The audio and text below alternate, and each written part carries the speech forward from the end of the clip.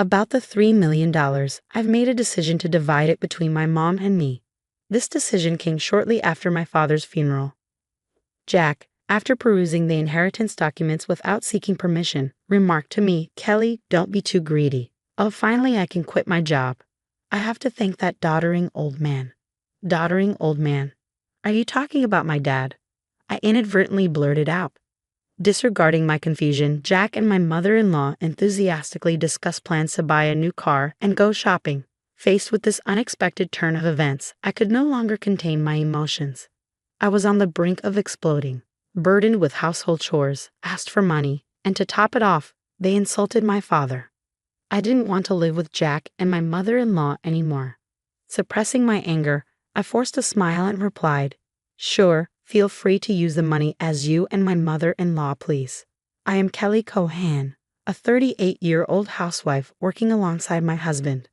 My parents were doctors who ran a well-reputed clinic in our hometown.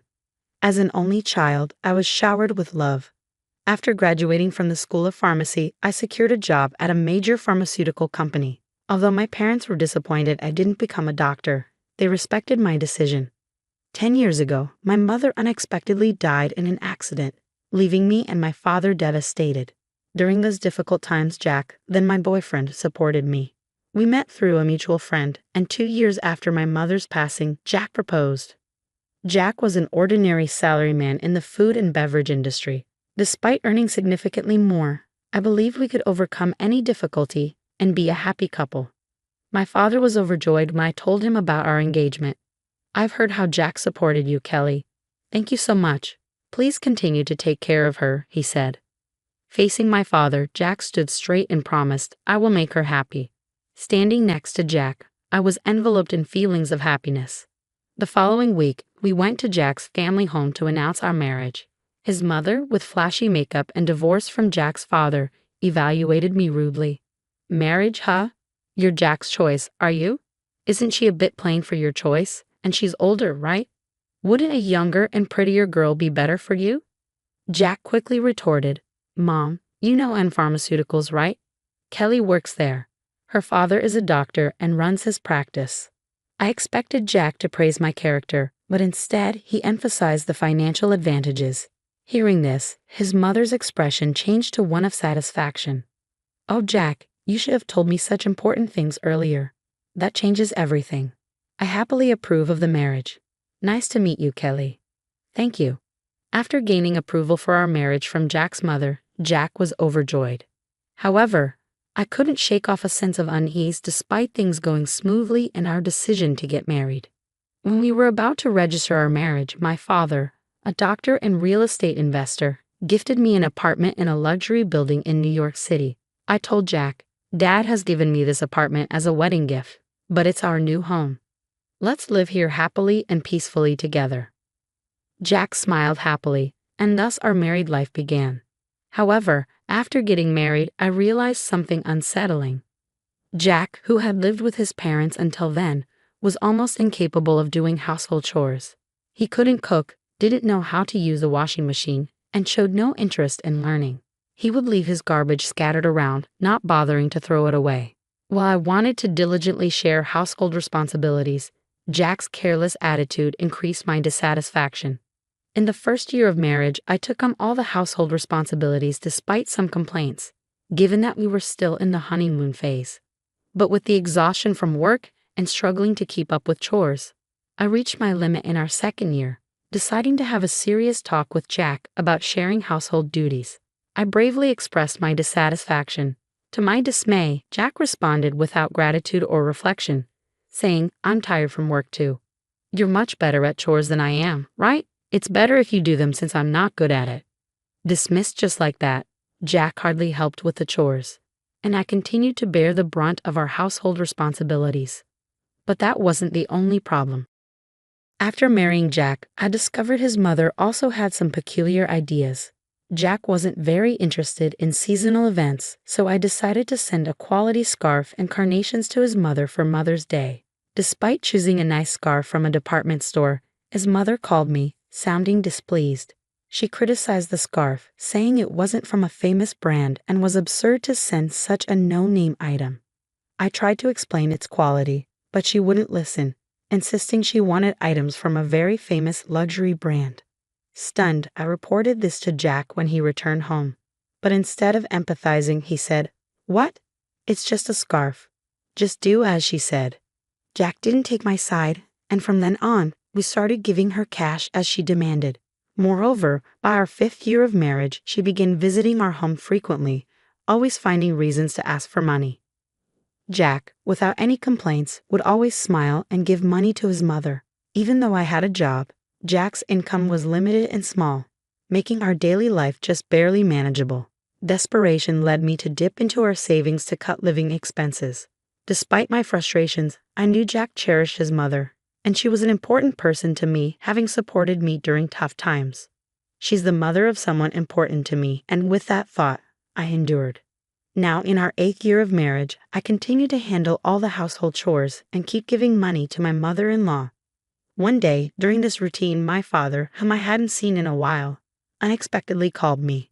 The story he shared during our rare meeting was shockingly unexpected. He revealed that he was suffering from terminal cancer and treatment was no longer possible. Overwhelmed with shock, tears spilled from my eyes. My father gently stroked my head, just as he did when I was a child, saying, "Kelly, this is fate. Let's accept it quietly." I questioned, "Dad, why, even you?" Thus, my days became a juggling act of work, household duties, and now visits to my father's hospital. While work allowed some flexibility, managing the household was not easy. When I told Jack I would be caring for my father, he showed no reaction or willingness to help. "Well, it's tough with your father's sudden condition. Please do your best," was the only thing Jack said. He visited my father in the hospital only once. I was so preoccupied with my father's care that I had no time to spare for Jack. If I had time to worry about Jack, I wanted to prioritize my father. One day, as my father lay in his hospital bed, he suddenly asked me, "Kelly, how is your marriage with Jack going?" Caught off guard, I found myself thinking about Jack's attitude at home and his mother's behavior. I couldn't answer properly. Seeing my hesitation, my father seemed to understand and spoke to me. "Kelly, you don't have to endure. Think about your happiness. Don't worry, you won't have any hardships after I'm gone." I couldn't hold back my tears and wept, and my father silently and firmly held my hand. 3 months later, the inevitable moment arrived. My father passed away quietly. Engulfed in immense sorrow, I started arranging the funeral. Jack, however, showed no interest in my grief and didn't help with any preparations. Despite this, I was too busy with the funeral arrangements to pay much attention to Jack. Many friends and acquaintances attended my father's funeral, making it a heartfelt farewell. Even the indifferent Jack and his mother attended. The day after the funeral, I received a call from a lawyer about my father's inheritance.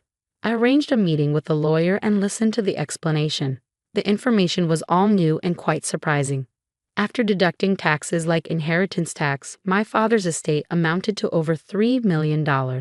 He had not only earned income as a doctor, but also made real estate investments, leaving behind such a vast fortune, all of it to be inherited by me, his only daughter. Wrapped in surprise and gratitude, yet trembling at the thought of handling such a huge amount of money, I proceeded with the inheritance process. After returning home, I spread out the documents received from the lawyer on my desk. Reading through them, exhaustion overwhelmed me, and I ended up dozing off on the sofa for a short while. When I awoke, I heard the cheerful voices of Jack and his mother from afar. "Huh? Jack and mother too. When did you come?" As I spoke, Jack approached me with a beaming smile, saying, "Yes, Kelly, well done." "Huh? Why? What?" Confused by his sudden excitement, I noticed the documents in Jack's hand. They were the inheritance papers I had received from the lawyer. "Wait, don't just read those without asking." Shocked and angry at Jack for looking through the documents without permission, I raised my voice at him. However, my mother-in-law, unconcerned, happily chimed in, "Wow, an inheritance of $3 million. Isn't that amazing? Now we can live comfortably for the rest of our lives." Confused, I couldn't understand why my mother-in-law suddenly said that. Then Jack turned serious and continued, "By the way, about this $3 million, I decided that it will be split between me and my mom." It was right after my father's funeral. Jack, having looked at the documents related to the inheritance I was supposed to receive without permission, said to me, "Kelly, don't be too greedy." Oh, now I can finally quit my job. I have to thank that doddering old man. Doddering old man? Are you talking about my dad? I accidentally said it out loud. Well, anyway, let's proceed with the inheritance process and get the money into our joint account as soon as possible. Ignoring my confusion over the sudden turn of events, Jack and my mother-in-law were excitedly talking about buying a new car and shopping. At that moment, I couldn't hold back my emotions any longer. I was on the verge of exploding, being burdened with household chores, asked for money, and to top it off, they insulted my father. While holding back my anger, I replied with a forced smile, "Sure, use the money as you and my mother-in-law please. As you wish." Hearing this, my mother-in-law, seemingly satisfied, said cheerfully, "That's the spirit, Kelly. Quick to agree. Now make sure you work hard and earn money. I don't want our savings to decrease, so work hard." I just nodded and pretended to listen to her selfish words. Afterward, Jack and my mother-in-law began living as if they had lost their minds, consuming money lavishly. Jack quickly quit his job, and my mother-in-law practically moved in with us, staying at our house constantly. They would leave in the morning, returning with luxury brand items they had splurged on. The 3-star restaurant we went to today wasn't as great as I expected. Yes, it was a bit underwhelming for us sophisticated ones. They had conversations as if they had become wealthy celebrities while dumping all the housework on me as if I were a maid. Jack seemed to think my father's inheritance would come through immediately. He carelessly withdrew money from our joint account, and my savings of $100,000 dwindled rapidly. When I protested their excessive spending, Jack just laughed it off. "Huh? What are you talking about? Isn't $3 million coming soon? Then this kind of spending is no big deal." I warned him, I've already stopped it, but Jack completely ignored me. Then, a month later, Jack and my mother-in-law suddenly left for a trip to Hawaii. I wasn't invited and was left alone at home. After seeing them off, I decided to take action. About a week later, while I was relaxing at home, I heard a loud knock on the door. Wondering what was happening, I glanced at the intercom monitor and saw Jack and my mother-in-law, both dressed in aloha shirts, standing at the front door. What do you want?" I asked calmly and coldly. With anger, Jack yelled, "What are you even talking about? Why won't the door open?" Seeing Jack and my mother-in-law confused as to why the door wouldn't open, I confidently answered through the intercom, "Well, I changed the locks on the door, so of course it won't open." "What? Why?" "Let's talk over this calmly at the nearby cafe. Please go ahead, I'll join you shortly," I suggested. Jack and his mother, after shouting in front of the entrance, seemingly realized it was futile and soon headed to the cafe. Once I confirmed they had left, I made my way to the cafe. Arriving there, I saw Jack and his mother, who had arrived earlier, waiting in a state of fury. "Hey, what's this about? Did you change the locks? Hand over the new keys right now." "There's no need for me to give you the new keys. You both need to leave that house," I calmly told Jack and his mother. Facing a visibly angry Jack, I presented a piece of paper. It was a divorce petition I had already filled out. "Divorce? You're serious about divorcing me?" His mother was equally shocked and bewildered. "Kelly, why has it come to this?" I spoke quietly to the two who were panicking and flustered. "By the way, you've been spending lavishly every day. Are you sure your finances are okay?" "What? Money? Of course it's fine," Jack retorted vehemently, spitting as he spoke. "Your father's inheritance is coming, right? There should still be over $50,000 in our joint account. Look, I'll show you right now. Here it is."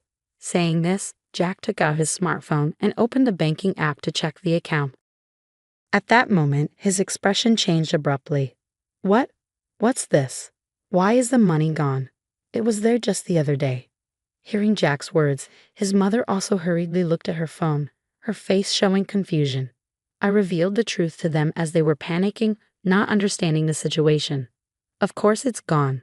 I'm divorcing you, so I moved that $50,000 to my account as part of the property division." "What? What do you mean?" Jack's face turned to anger for a moment, but then he smirked as if remembering something.